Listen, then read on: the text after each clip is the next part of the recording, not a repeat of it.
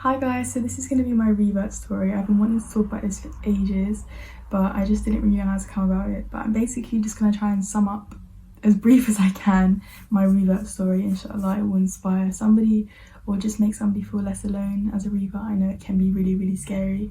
So yeah, I just hope this video reaches you well. So I want to start with a bit of background.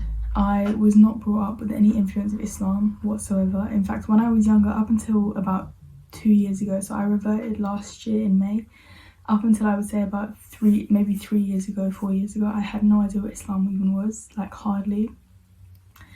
All I knew was like what I heard through media or through school, which they hardly teach you anything, as you might know if you live in the UK. So growing up, I had hardly any influence at all religious wise. I had a little bit of religious influence from my mum's side. My mum is from the Caribbean, so growing up, her side of the family was quite religious. We would go to church. Yeah, I would pray sometimes, but that was kind of as far as it went. I was never like devout. I was never passionate about it. It wasn't something that I was keen on. I think it was just one of those things that like I saw my grandmother and my mum practicing it, and it kind of made me want to do it too, because you know, I was young. That kind of stretched up until I was the last year that I was living in Grenada, actually, for a year, just over a year. And obviously there was a lot of religious influence there, so I was definitely practicing it more then. I would go to church more. I would, you know, I was just around more people who were religious, so it felt more natural to me. So then when I came back to the UK, I would say that was when things started to spiral downhill, like 100%, because as soon as I came back to the UK, I was in an area where it was just me amongst nobody even close to, I couldn't relate to anybody, which I think is really dangerous for any young child. I think it's really dangerous when you're in a place where you feel like you cannot relate to anybody, which actually led to me putting on like a facade and a different personality for years. Like I thought I had to pretend to be somebody else for so long, because all I wanted was to fit in, like all I wanted. And throughout school, so mostly throughout years, to be honest, most of the educational system apart from college, I was bullied quite heavily, I would say, and it had a massive impact on me. Especially being most schools where I was the only person of colour, mixed person. Everybody else was white, basically. I never know how to say that, but I was the only person who was not white, basically. Maybe me amongst like 5 other people, which made it really difficult because people would always single me out, etc, etc. So I was always doing things for other people's like validation, always. So that actually led to a heavy depression, as it would. It led to quite a heavy depression for me. And in about 2020, so lockdown, 2019 to 2020, about that time, I was really struggling. In fact, 2018, I would constantly try and distract myself. I was going out partying, I was doing this, I was doing that, because as soon as I was actually by myself in my room with just my own thoughts, it was like, nah. It was not good, like it was not good. So I would always distract myself because I didn't really know what else to do, to be honest. So that was, yeah. And then at the end of that little parade of parties for the year, it actually hit me that I needed to start getting a bit more serious, because I was going to college and I was like, come on, Afin, you need to sort it out, like get into it. Sorry, I'm going on a bit of a tangent, but I promise we'll get there soon. So yeah, basically I got really depressed at that time because I was constantly going out and I wasn't being true to myself, which I knew I wasn't at the time, and I know I never really enjoyed it. But yeah, start of 2020 lockdown obviously hit everybody really hard, but I would say it was quite positive for me, because I felt like that was like an opportunity for me to be like, okay, this is my time to change. So 2021,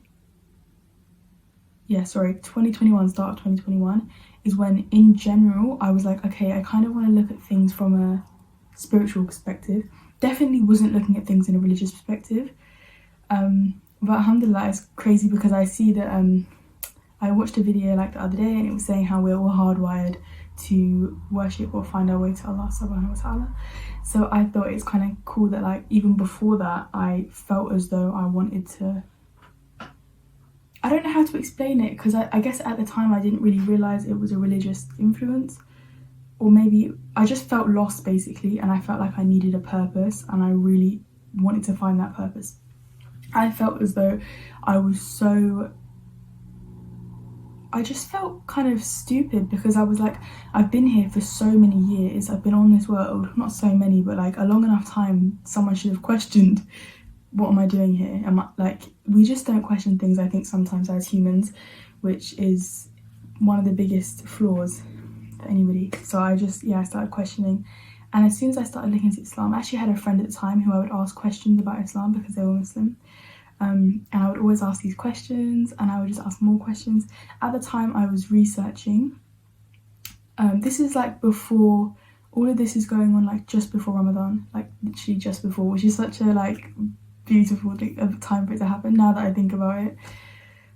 So yeah, I would do my research on like the Quran, the miracles of the Quran. I was researching how to pray, just things like, not necessarily how to pray, but like watching how people do it. And I was watching so many revert stories because I wanted to see if there was like similar people like me, because I kind of felt like I had this misconception where I thought like, because I'm not from a Muslim country, and because I haven't been brought up that way, I kind of felt like I wasn't worthy of it. So yeah, I kept researching. I would listen to Quran for so long, and I would like look at podcasts and speeches. Yeah, after I started doing loads of research, so many like beautiful things started happening to me. So for one, my depression was like, it was almost gone completely, and I just noticed this positivity in myself. So for me, that was already like a massive sign to me that I was like, this is definitely who I was supposed to be. And this is definitely something that feels right for me. So some other things that started happening to me was that I used to get severe night terrors, I think it's called, or like, I can't remember what else it's called, but just really, really severe vivid nightmares I used to get for a really, really long period in my life. Most of my life, I would say, and hallucinations.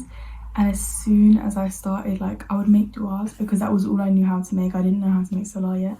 So I would make du'as, and as soon as I started making du'as, I literally did not experience any bad dreams, nightmares. Like, my sleep improved so much. I would start waking up at prayer time, even though I wasn't like checking the prayer time actively.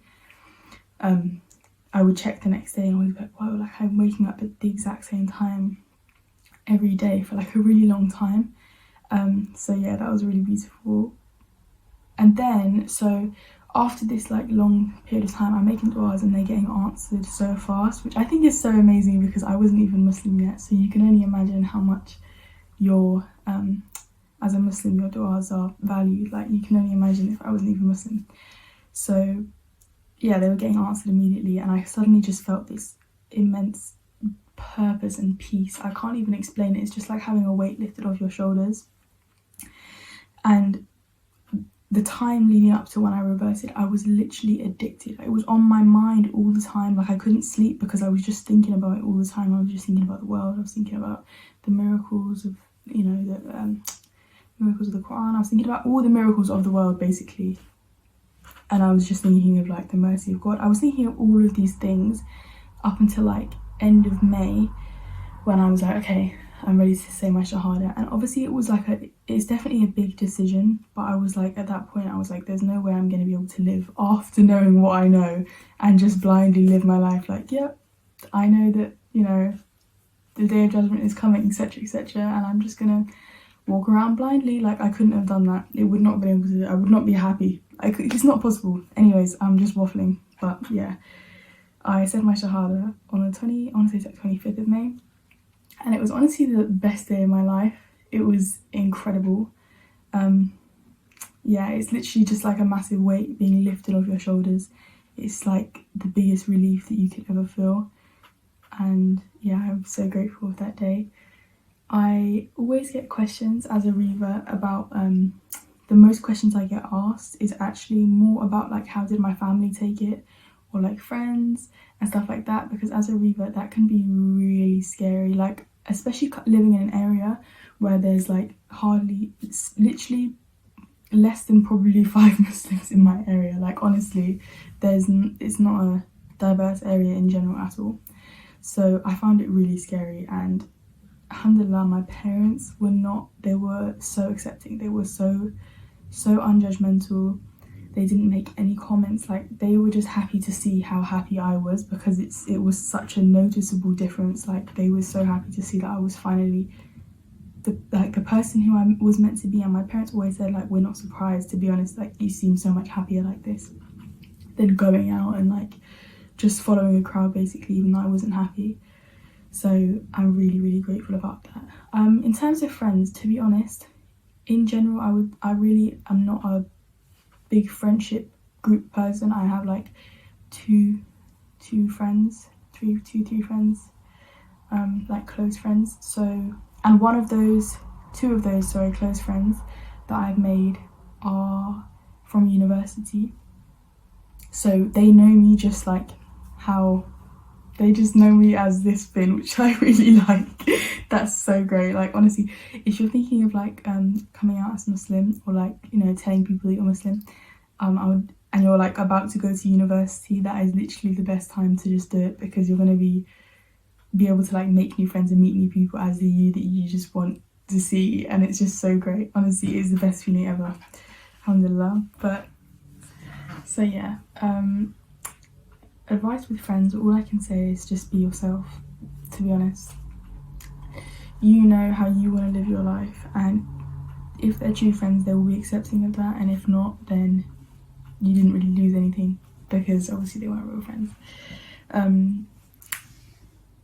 I don't want to talk too much on the hijab, because I literally only just started wearing it like full time, probably like 4 weeks ago.